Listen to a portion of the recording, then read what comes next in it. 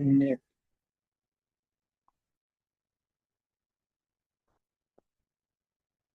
Hello, mabuhay!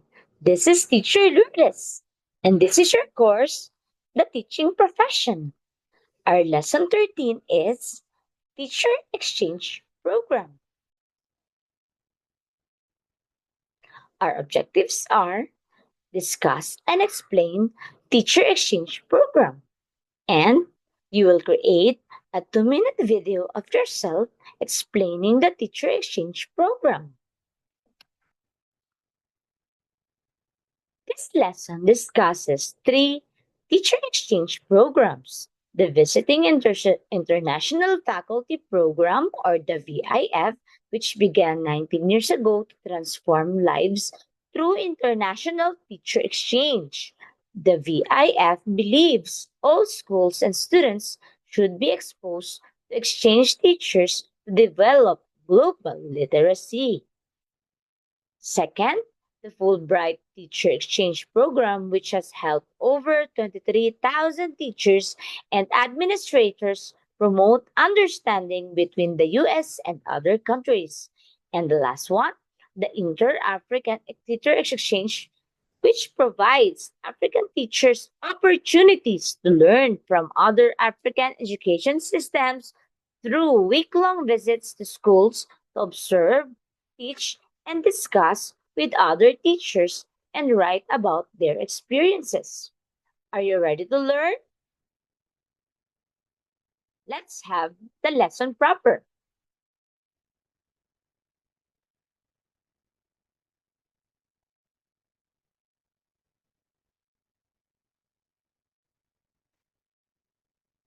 Broadening teaching perspectives, the Teacher Exchange Program.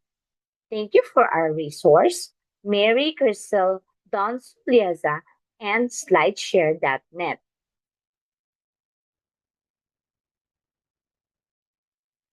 The Visiting International Faculty Program is dedicated to transforming lives through international exchange of teachers. A VIF purpose and beliefs ensure that students, educators, and communities worldwide reap the benefits of international education. The program believes in the following: all schools should have at least one international exchange teachers. All students should be exposed to a variety of exchange teachers during their academic careers, and all communities should have an equal opportunity to develop globally literate citizens to help build a foundation for a success in the global marketplace. The history of Visiting International Faculty Program, or VIF, started 19 years ago and was founded in 1987, and it teaches kindergarten up to grade 12 in 1989. It is in cooperation with the North Carolina Department of Public Instruction. The second one is the Fulbright Teacher Exchange Program. It helped nearly 23,000 teachers and school administrators to promote mutual understanding between United States and countries around the world. And the third one is the Inter-African Teacher Exchanges, which provide opportunity for African teachers to learn from the teaching environment in other African countries. The following activities are included in teacher exchange program. Be stationed at one school for 1 week and another school for another week.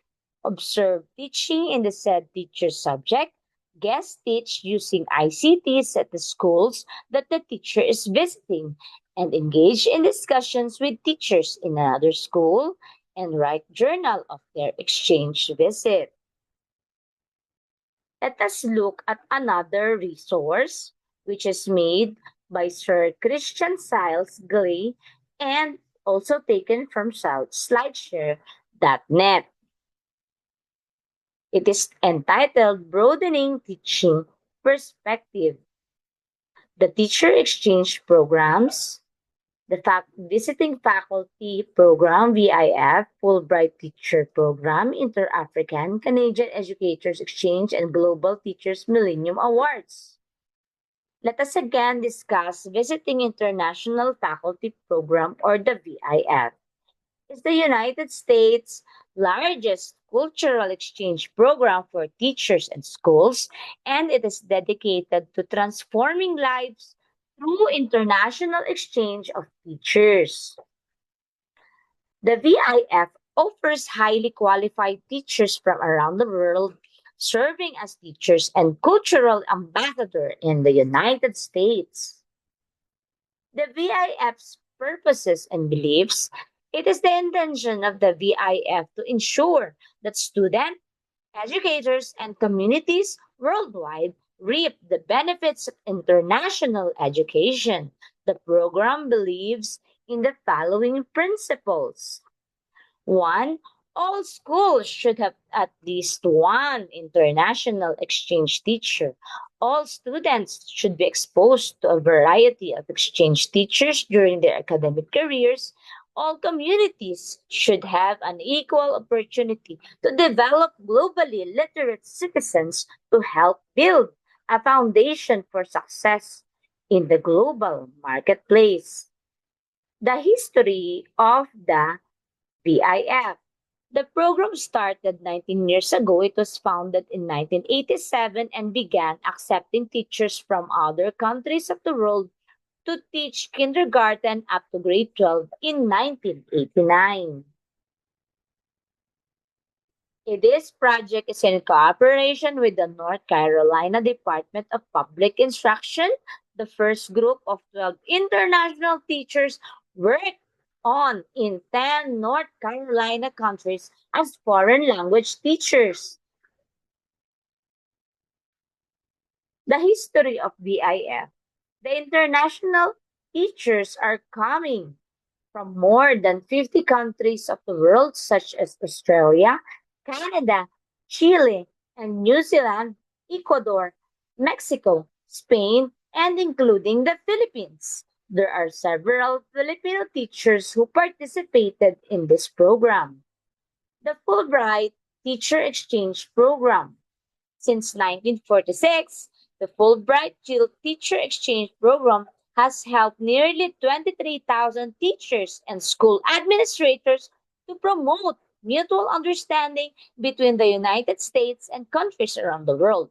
For the U.S., teachers, this opportunity involves a year or semester direct exchange with a counterpart in another country, teaching the same subject at the same level. Let's now discuss the Inter-African Teacher Exchanges. The objectives of this program are to provide opportunity for African teachers to learn from teaching environment in other African countries and also aim to extend experiences and widen the horizon of African teachers by encouraging exchange visits to countries outside Africa as well. The Inter-African Teacher Exchanges. The teacher will travel to neighboring countries to work for over a period of the 2 weeks, after which in pairs they will engage in the following activities. One, be stationed at one school for 1 week and another school for another week. Two, observe teaching in the said teacher subject. Three, guest ICTs at the schools that the teacher is visiting. And four, engage in discussions with the teachers in another school. And five, write a journal of their exchange visit. The Canadian Educators Exchange Foundation is a non-profit foundation which handles both student and educator exchanges. In Alberta, Canada, two kinds of exchanges are possible for a powerful professional development experiences.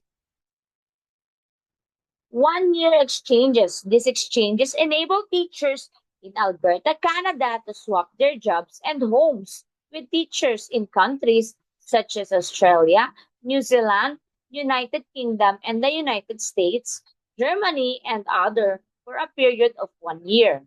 During this time, The teacher continues to be paid by his or her school board in Alberta, Canada, when the teacher is when the year is over again and the teacher returns home to his original position in Alberta. Short-term exchanges. This exchange, which occur during the spring and summer holidays, enable the teachers and administrators to job shadow with a counterpart in another country.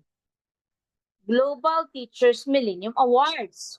Although this program is limited only to participating countries, it is important to learn that Global Teacher Exchange Program contribute to the quality of teachers worldwide. Aims of Global Teachers Millennium Awards. Change the life UK educators personally and professionally by encouraging them to fulfill their aspiration and use their talents in innovative ways, ensure benefits for staff and pupils of UK schools and their local communities through the dissemination of innovative development education. Aims of Global Teachers Millennium Awards. Support the aims and activities of Link's educational program in South Africa, Ghana, Uganda, and set a standard and develop a model for other similar schemes. It is the intent of the program to achieve learning outcomes among the target partners of the United Kingdom in terms of increasing knowledge of people and life in developing countries and better understanding of how United Kingdom is linked with other countries. It is the intent of the program to achieve learning outcomes among the target partners of the United Kingdom in terms of more positive attitudes toward people and life in developing countries, challenging stereotypes and beliefs in shared humanity.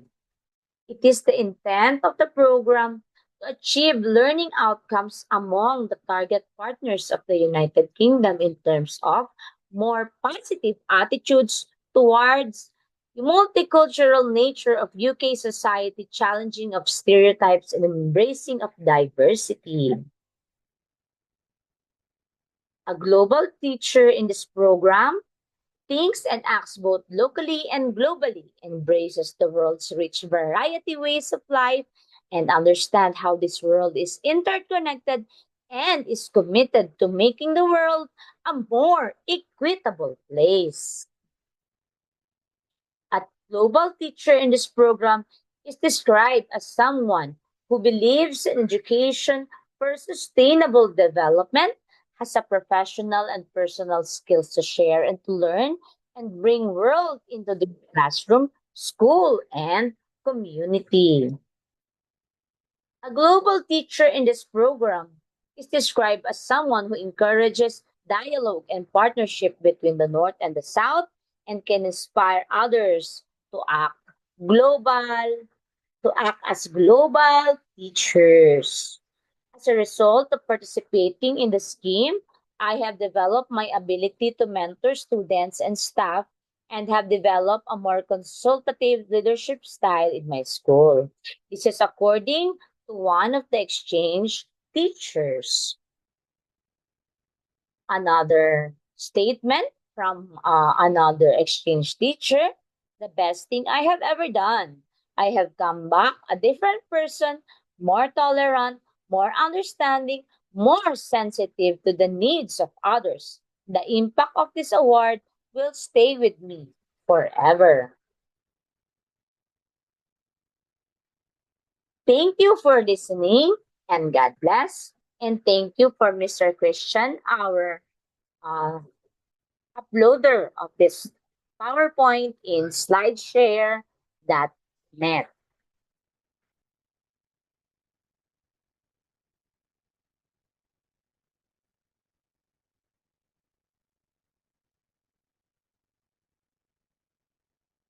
The overall goal of these programs is to promote global literacy and mutual understanding across borders through international teaching opportunities. For our student activity, you will create a 2-minute video of yourself explaining Teacher Exchange Program. You will submit it to our Google Classroom in 3 days. Thank you! Cheers to all your dreams coming true! This is Teacher Lourdes saying, Mabuhay!